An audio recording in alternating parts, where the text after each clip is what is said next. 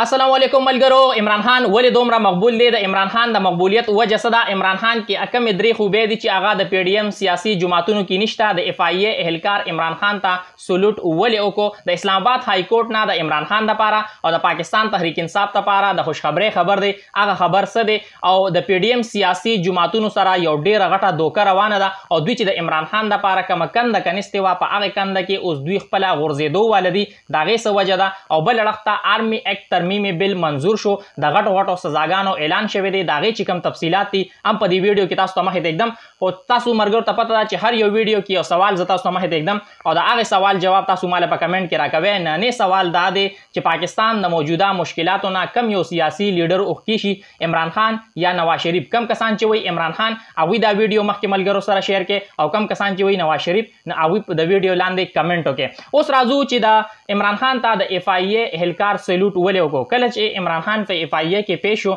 نو کله هغه د گاډي نه راکوز شو، د اف آی ای یو اهلکار عمران خان ته سلوټ وکړو. په هغې باندې چې کوم ډیر زیات صحافیان دي یا چې کوم د پی ډي ایم سیاسي جماعتونه دي، نو هغوی په هغې باندې ډیر زیات غوسه و، ځکه چې عمران خان نه وزیر اعظم دی نه هغه سره څه بله عهده شته. خو بیا هم د اف آی ای چې کوم اهلکار دی، نو هغه عمران خان ته سلوټ وکړو. د هغې وجه څه ده؟ د هغې وجه دا ده چې کله یو سیاستدان وي، نو هغه درې مرحلو نه تېرېږي. اول خو هغه یو عام سیاستدان وي، بیا چې هغه لږ مشهور شي، نو بیا مشهور سیاستدان شي، بیا د هغې نه پس لیډر شي، او کله چې د قوم دپاره ډیر زیات تکالیف برداشت کړي، نو بیا قوم دا وایي چې یاره دا زموږ هیرو دی. نو اوس دې ټایم کې پاکستانی قوم چې دی عمران خان ته خپل هیرو وایي، ځکه چې هغوی دا وایي چې یاره عمران خان زموږ دپاره ډیر زیات تکالیف برداشت کوي. عمران خان باندې 200 نه زیات کیسونه شو، هغه بیا هم د ملک نه نه تښتي او په پاکستان کې موجود دی. البته عمران خان تر دې پورې دا ویلی دي چې زه د خپل ملک دپاره خپل ځان چې دی خپل قوم دپاره قربانولی شم، هغې ته هم تیار یم. د پی ډي ایم سیاسي جماعتونو سره یو ډېره غټه دوکه روانه ده، او دوی چې د عمران خان دپاره کومه کنده کنیستې وه، په هغې کنده کې اوس دوی په خپله باندې غورځېدو واله دي. حامد میر د پی ډي ایم چې کوم سیاسي جماعتونه دي، خاص طور باندې نون لیگ او پی پی پی، هغوی یې خبردار کړي دي. او حامد میر دا ویلي دي چې سیاسي استحکام پارټي چې ده او پاکستان استحکام او پرویز خټک ګروپ چې دی، نه دا اصل کې د پاکستان تحریک انصاف کنټرول کول لپاره نه جوړ شوی، ځکه چې پاکستان تحریک انصاف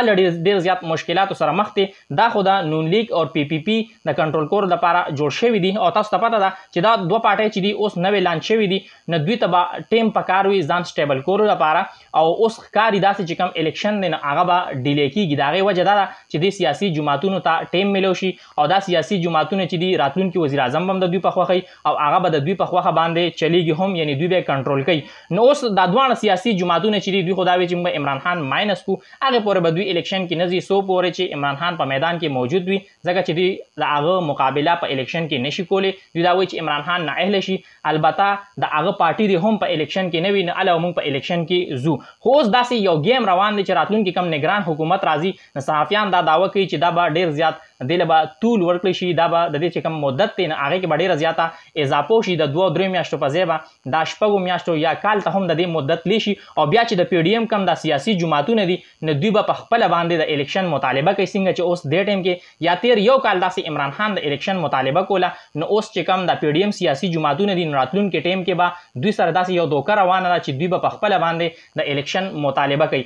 د اسلام آباد های کورټ نه د عمران خان دپاره او د پاکستان تحریک انصاف دپاره د خوشحالۍ خبر دا دی، څنګه تاسو ته پته ده چې په ټي وي باندې د عمران خان تصویر ښودو باندې، د عمران خان خطاب نشر کولو باندې پابندي ده. نو اسلام آباد های کورټ هغه پابندي چې دا نه ختمه کړه. خو اوس ګورو چې ټي وي چینلز چې دي، هغوی د عمران خان تقریر هی او که نه، دا خو به راتلونکي ټایم کې پته لګي. آرمي اکټ ترمیمي بل چې دی، نو هغه منظور شو او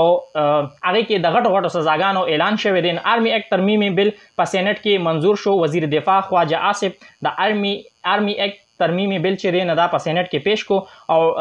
ډېر کثرت رای سره دا چې دی نو منظور شو. او د دې مطابق په یو سرکاري حیثیت سره د ملکی سلامتی او مفادو دپاره چې کوم معلومات دي، د هغې انکشاف کولو باندې به 15 کاله سخته سزا میلاویږي. او آرمي چیف یا یو با اختیار افیسر چې وي، د هغه په اجازت سره که څوک انکشاف کوي، نو هغه ته به هېڅ سزا نه میلاویږي. پاکستان او افواج پاکستان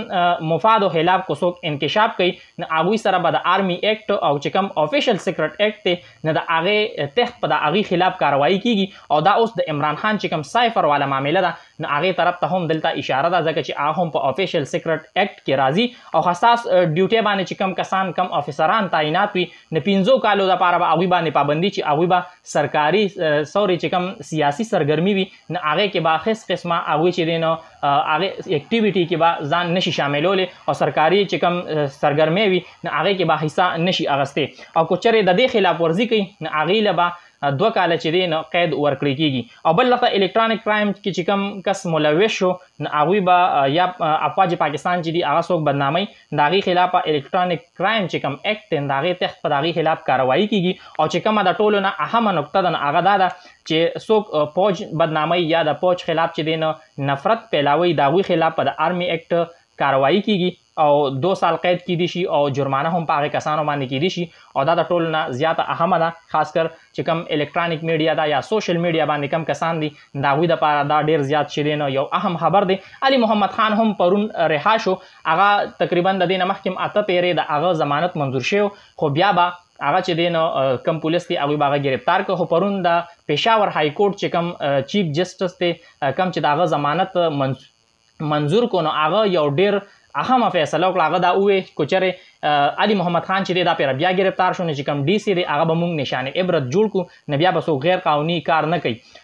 بل اړخ ته عمران خان مقبولیت وجه څه ده تاسو ته ما شروع کې ویلي چې د کومې داسې 3 خوبې عمران خان کې دي چې هغه د پی ډي ایم سیاسي جماعتونو کې نشته نه دا یو عام خبره ده په پاکستان کې دا یو عام تاثر دی ویل کېږي ده چې څوک هم مشهورتیا غواړي نه هغه د یا کرکټ وکړي یا د هغه فلاحي کارونه وکړي او یا چې دی نه هغه د یو متنازعه سیاستدان جوړ شي نو که موږ عمران خان ته وګورو اول په کرکټ کې هغه خپل نوم پیدا کړ بیا فلاحي کارونو طرف ته راغی شوکت خان هسپتال ستاسو وړاندې نمل یونیورسټي ستاسو وړاندې ده داسې نور ډېر داسې کارونه هغه کړي دي او بیا اخره کې یو متنازعه سیاستدان هم جوړ شو یعنی هغه باندې ډېر زیات الزامات چې دي نو اوس هم لګي هغه الزامات څه دي په مختلف ویډیو کې تاسو ته ما ویلی دي عمران خان واحد داسې پاکستان کې موجوده یو